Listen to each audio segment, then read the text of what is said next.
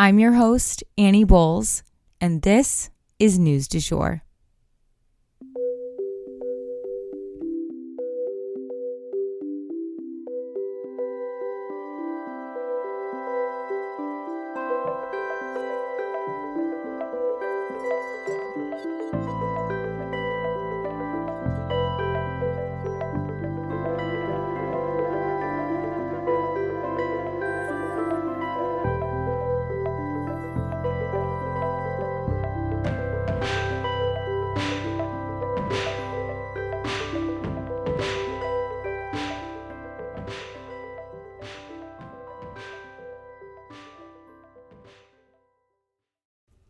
Hey, you guys, and welcome back to the News du Jour, a calmer space to consume the news. So, Trump is indicted again. I wrote you guys a whole episode, and then that happened. So, we have a lot to go over today. So, I'm going to go ahead and just jump right in to this new indictment. So if you guys follow us on Instagram, then you know that I was literally headed in to record when this news broke. Why does this always seem to happen to me? Jack, why the afternoons? Aren't we all at our best, like right after that first cup of coffee hits? Let's go for a morning indictment next time, okay? Anywho, let's get into the details of these new charges. So Jack Smith's special counsel has now laid 4 new charges on Donald Trump's broad shoulders: conspiracy to defraud the government, conspiracy to violate civil rights, the corrupt obstruction of an official proceeding, and conspiracy to carry out such an obstruction. These charges stem directly from the January 6th attack on our Capitol and what Jack Smith is referring to as a foundation of lies. These charges essentially amount to Donald Trump trying to subvert the will of the people. They accuse him of allegedly using a number of different methods to overthrow the free and fair election results. These are things like pressuring Mike Pence into changing the results, pressuring election officials to change the results, recruiting fake electors to carry out his bidding, and even attempts to have the Justice Department intervene on his behalf. These charges do carry jail time, each of them, or prison time, and one of them carries up to 20 years in prison, which does not look great if you're almost 80 years old. Trump may also face charges for related crimes out of Georgia, as we've talked about a bunch of times on this podcast, and they also stem from pressure he put on officials there to find him votes. And there's a phone call recording of him saying that exact phrase. So it's really tough. At the end of the day, everyone in America is innocent until proven guilty in a court of law, and we will definitely keep you guys posted as this plays out.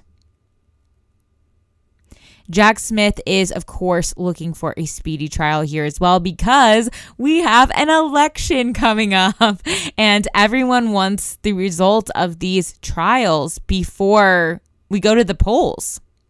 And that brings us to our first story that I had intended for today, which is a campaign update. So it's that time of year where the serious poll results begin kind of rolling in about the presidential race. And apparently, Trump and Biden are completely neck and neck. And I know a lot of people may be asking, how could that be? So much shit has gone down when it comes to Trump. But it really comes down to 2 factors. No matter what Biden gets done or doesn't get done, nothing seems to get his numbers to really pull upward the way he needs them to. He's just kind of lukewarm. He may see a bump in points here or there, but it's not the significant jump he needs. And again, he just is lukewarm even in his supporters' eyes. Whereas on the flip side, Trump's fans are so loyal that they will follow him into these legal battles sight unseen. They are not flapped by his potentially facing prison, and in fact, it seems to have proved his point in a way. Trump has long accused Democrats of being so smart and so cunning that they have managed to rig our entire political system to be against him. And now he is using these court battles as examples of his plight in the war against the alleged corruption on the left. It seems that the tallies put Biden and Trump each at 43%. Yikes. We may be in for another round of what we were served in the 2020 election. And I think we can all agree that nobody wants that. On top of all of this, though, it's evident that the number 2 Republican candidate is not doing so hot. According to the Miami Herald, Ron DeSantis' campaign has begun laying off staffers and has let go about a third of their total team. That is usually a sign that the funds are running dry and that the outcome is not looking good.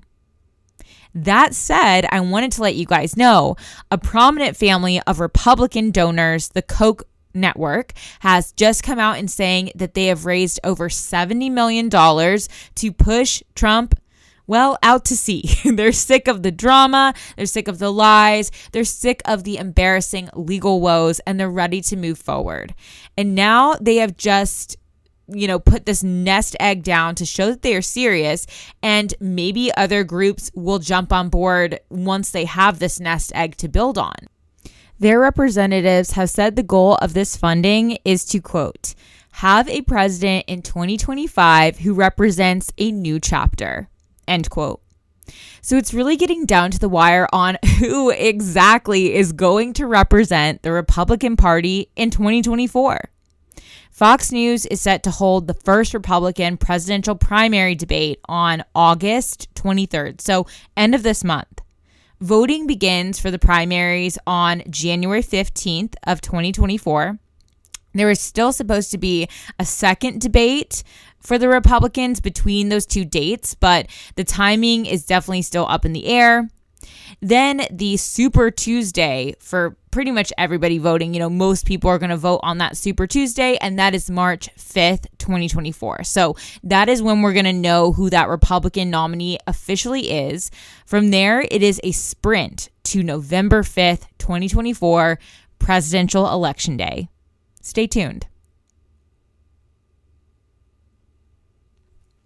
And for our last story today, I wanted to tell you guys about a strange object that washed up on a beach in Australia right at a time when the world is more and more curious about UFOs. So when I first read this story, we hadn't figured out what the thing was yet, and it was very mysterious, but we have since figured it out, so I wanted to fill you guys in on all the details here. But a strange, cylindrical, kind of brassy metal object had washed up on shore in Australia, and it was filled with wires and things of that nature. So with all this UFO talk flying around, of course, people's minds were jumping to crazy places. It's from the aliens. It's from China. It's the missing Malaysian airplanes plane that disappeared. But the Australian government has grabbed the object and they began investigating its origins. As of Monday, Australian authorities identified this object as a piece of an Indian spaceship that launched and then unfortunately crashed. Due to a 1968 UN agreement, Australia is required to return this kind of debris to India, but they haven't quite yet. And that is leading some people to believe that they're doing more investigating or maybe still aren't sure 100% that this is what this object is. Either way, if we hear anything else substantial about this random, unidentified, or maybe identified object, we will be sure to let you guys know. And that is the news du jour. Today, I wanted to leave you guys with the quote, "Embrace the craziness. Life would be a bore without it." If you enjoyed this episode, please subscribe on whatever podcast platform you use to listen. A rate and review or shout out on social media would mean the world to us and help us be able to keep creating the news du jour.